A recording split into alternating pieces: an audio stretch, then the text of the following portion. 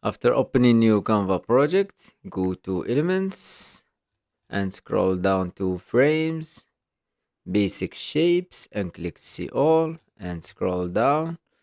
Choose this one. Let's adjust the size like this.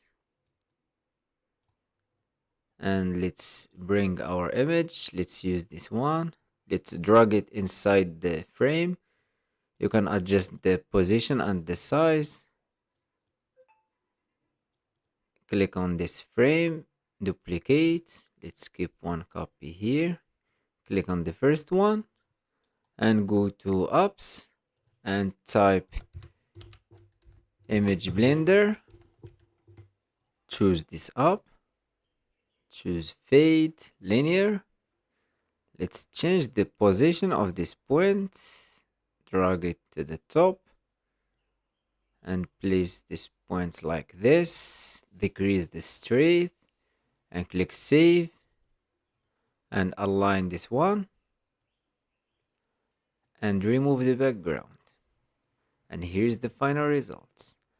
And you can after select all and adjust the size as you want.